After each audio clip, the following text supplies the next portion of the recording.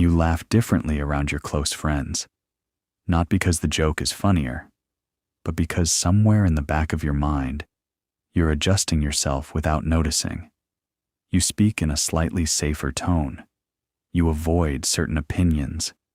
You hide the parts of yourself that changed.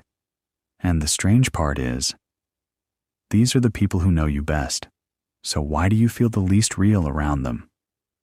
Most people think feeling fake means you're pretending, but that's usually not what's happening. What's happening is much quieter.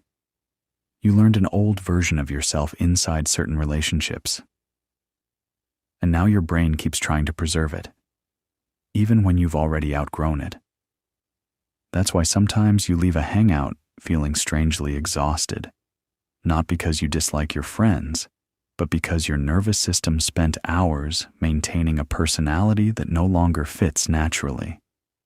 And the worst part? You may not even realize you're doing it. It usually starts small.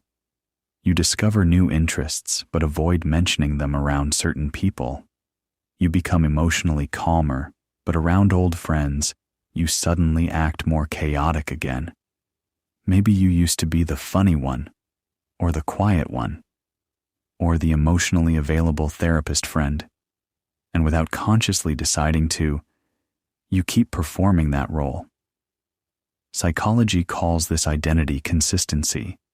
The brain prefers predictability over authenticity, especially in social groups, because from an evolutionary perspective, social stability meant survival.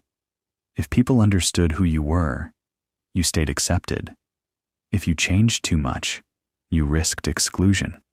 So your brain developed a strange habit. It stores different versions of you inside different relationships, like emotional save files. Around family, one version activates. Around strangers, another. Around close friends, another. And the older the relationship, the harder it becomes to update that identity. Because people don't only remember who you were, they unconsciously expect it. That's why even tiny changes can feel uncomfortable. You start speaking differently. They ask if something's wrong. You stop making self-deprecating jokes. The room feels slightly off. You become more confident. Someone says, "You've changed." And even if they don't mean harm, your nervous system hears something else. Return to the version we recognize. This creates an invisible conflict. Part of you wants growth. Another part wants social safety.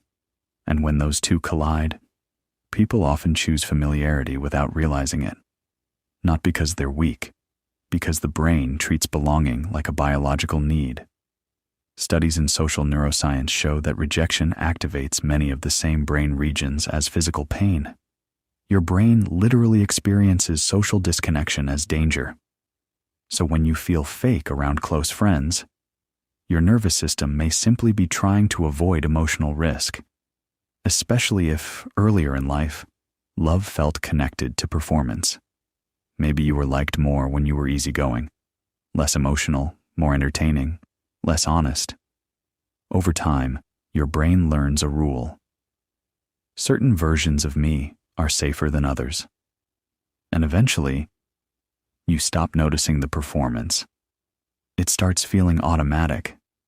But here's the strange paradox. The people closest to you often become the hardest people to grow around, because they carry the strongest memory of your old identity.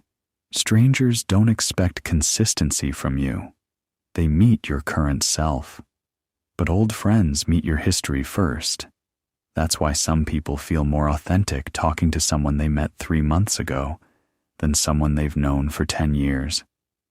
Not because the new relationship is deeper, because there's less emotional inertia, less pressure to remain recognizable.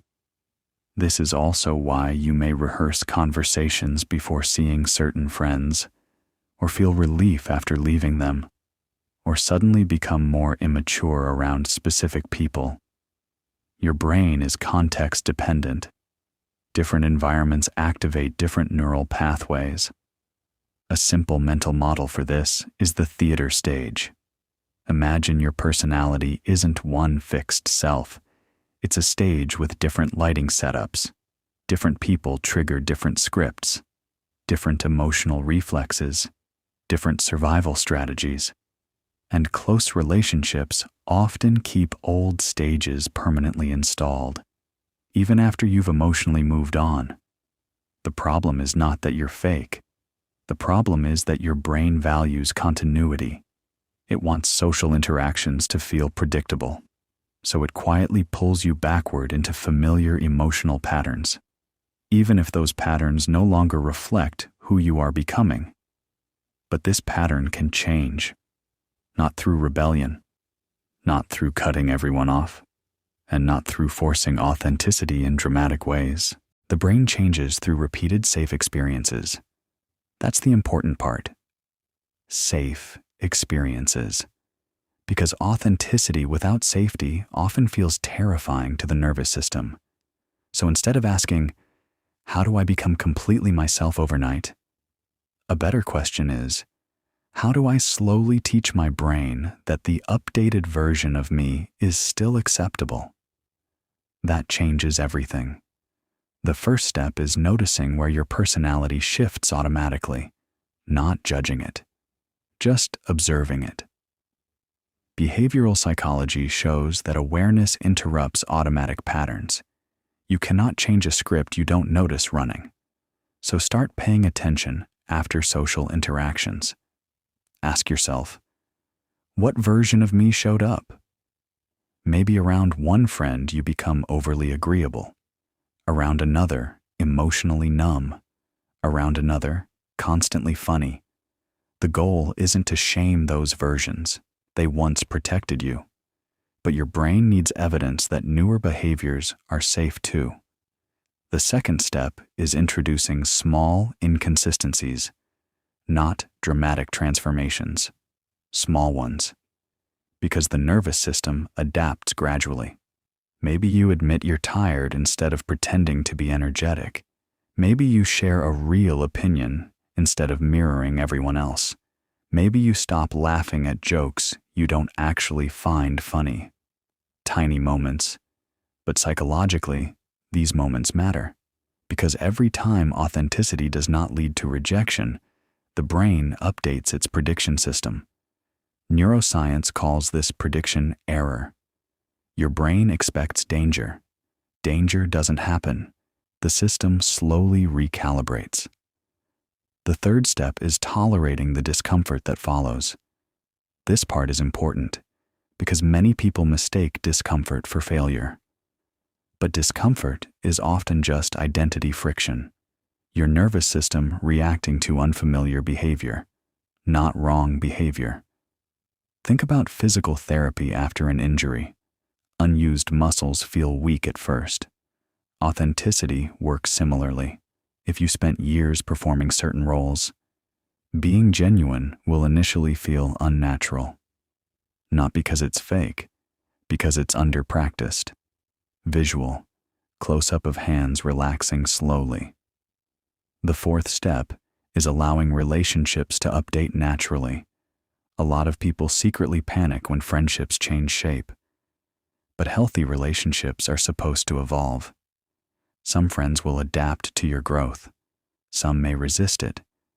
Not necessarily because they're bad people, but because your old identity made the relationship emotionally predictable for them too. And predictability feels safe to everyone. This is why growth sometimes changes social chemistry. Not because connection disappears, because the script changes. And some relationships were built around roles rather than reality. The final step is building what psychologists call self-concept clarity. A stable internal understanding of who you are outside social feedback. Because when identity depends entirely on other people's reactions, you become emotionally shapeshifted. You adapt endlessly. But when you spend time alone reflecting honestly, your brain starts building continuity from the inside instead of the outside. That can look very simple. Journaling after social interactions.